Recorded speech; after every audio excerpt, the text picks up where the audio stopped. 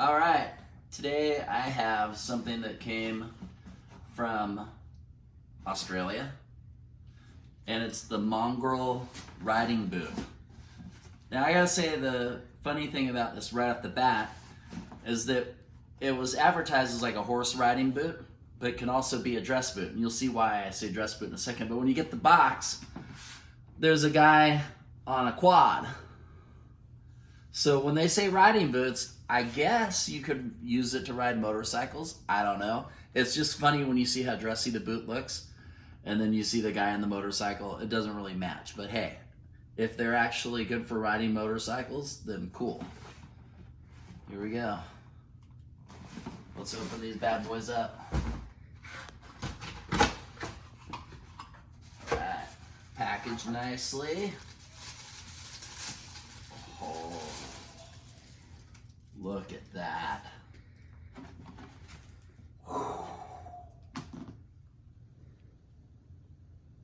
Look at these beautiful shoes.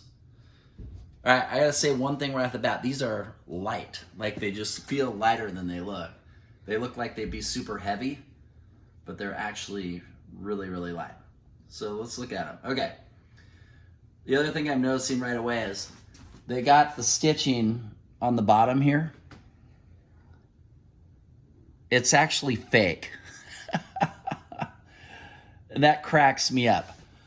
These mongrel boots and other Australian boots, like Redback, and I don't even like mentioning Blundstone, but like Blundstone, Chinese, they're glued on soles. So the fact that you get a fake that they're stitched on a boot like this is just mind-blowing to me. You're not going to see RM Williams or Redbacks with a fake stitching. Nobody cares. If I'm in a business meeting and I prop my foot up on the seat next to me or something like that, what does this matter? Is this telling people like, ooh, I have stitched on soles? Because it's obvious from up here that there's no stitching. It's just the way these Australian boots are made. They're not a glue sole. I forget what the term is, but the sole and the leather is like melded together. Okay, so I just thought that was funny, the fake stitching. So let's get a sniff.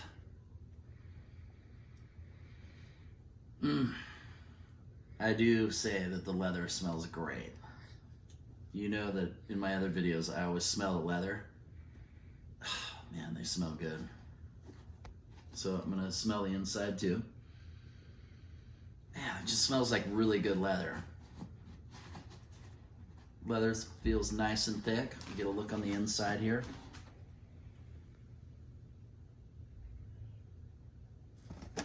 All right, I'm gonna pull out the insole. Let's take a look at that.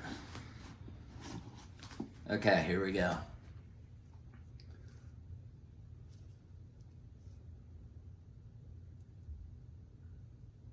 And it's funny that the insole here says leather upper, now leather lining. So I don't know what they had in there before, but now it's leather lining. So there you go. I can say just from feeling the thickness of this, I mean, this is a pretty substantial insole. It feels pretty nice. Up here, you don't really need it so much, but right in the heel area, it's just nice and thick. Okay? All right, so inside, take a look. You can see it's leather lined, and then the footbed, which we don't really have a light here, but I'll feel the inside here. The footbed's like your standard, whatever pressed material that they put in a lot of these high-end boots. It's fine. It's pretty good. The heel stop looks nice too. It's leather. The sewing, the seams look really good. I don't see any flaws. I always check the seams. Other people don't seem to care. They just buy a pair of boots and they slap them on and off they go. I always check the stitching. And I started doing that surprisingly when I bought a $500 pair of Allen Edmond boots. And I didn't initially look at the stitching. And then they did end up having a flaw in them. I had to send them back. And then when I came back and inspected their work, there was another stitching problem I found. So even on a high-end boot, the stitching is a concern sometimes. So always check it. If the stitching is not good, send it back and get it right. All right, the look of these, I gotta say, right off the bat, they just look great. It's a nice dark brown, doesn't look black.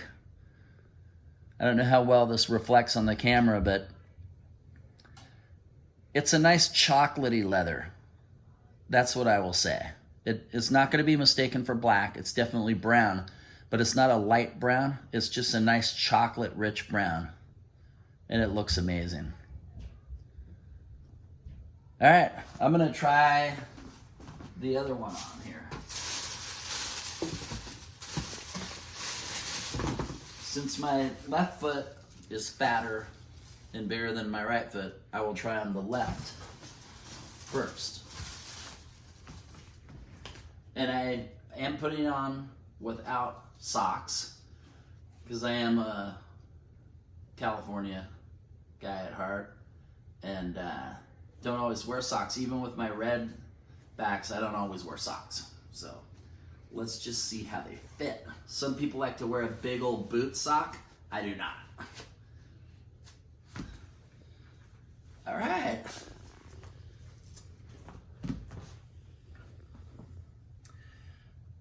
So I will say right off the bat that if you look up Mongrel boots, they're actually, their sizing is a triple E, is the way that it comes. And they're not saying that on the box, but they do come wide. So consider that. If you've got really skinny feet, dare I say girly man feet, these are not probably going to be the boots for you. But for me, my left foot being wider than my right, I can tell you right now that the fit is great. These are going to be perfect.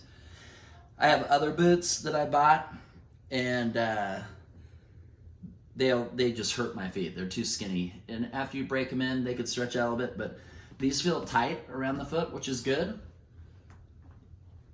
Yeah, and they're gonna be able to break in a little bit. So not loose at all, which you don't want. Some people want them loose right off the bat. I found that they get looser and then they flop around your feet. So this is perfect. The elastic feels really tight around the sides. My foot, I definitely had to stretch them out to get my foot in, which is a good thing. And again, other people will complain, well, it's just too tight around the ankle. You want that because these are actually going to stretch out. So you don't want something that's loose right off the bat. You want to break them in. So it's like I say, no pain, no gain. For any of you that had Doc Martens in the early 80s, you know what I'm talking about. You're going to have a little pain. These don't feel like they're going to give me any pain. The toe cap area here, you can see there's reinforced leather under here, so it is thicker. You'll see a little bit of a bump here in the toe cap, and you can feel from going like right here, the leather's a little looser. When you get up in here, it's more firm. This is perfect because I'm going to be probably riding horses with these and doing some other stuff. And for my red backs that also have that more reinforced leather in the front, I really like it. It keeps the shape of the boot better. All right, so let's see what else we have in the box. Whoa. They gave us a really cute Mongrel Boots sticker. I am a stickler for the details, just so you know. So I think it's kind of funny that the Made in Australian was kind of cut off at the top. So whoever printed the sticker out cropped the top there. So it doesn't reflect on the boots, but hey, attention to detail, even in the sticker, is worth mentioning. I don't know where I'll put this sticker, but there you go. All right, so what I'm gonna do is I'll start wearing these. I'll start wearing these to the barn. I'll start wearing them hiking up through bark mulch and horse crap. I'll be taking care of the horse, picking its hoofs, standing in horse manure, getting all kinds of crap on these. And then I'm gonna polish them up. So this video is just the unboxing. The next video I'm gonna do is gonna be the leather conditioning, which I do on all my boots before I ever wear them. Except I'm wearing them now, but before I really wear them.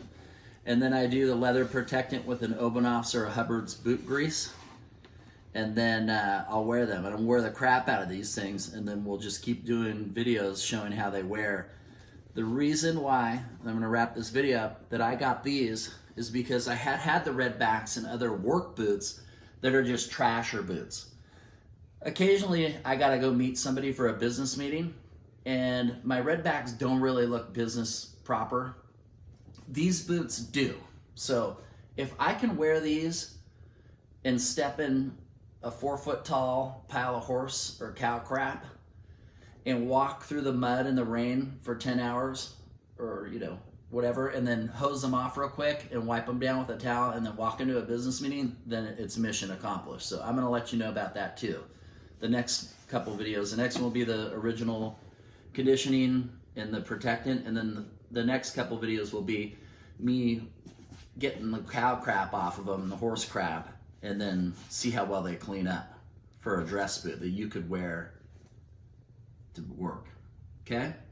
Thanks for tuning in, and hit the subscribe button, hit the like button. If you don't like the video, hit the thumbs down video, but tell me what I could do better next time. Thanks a lot, guys. Bye-bye.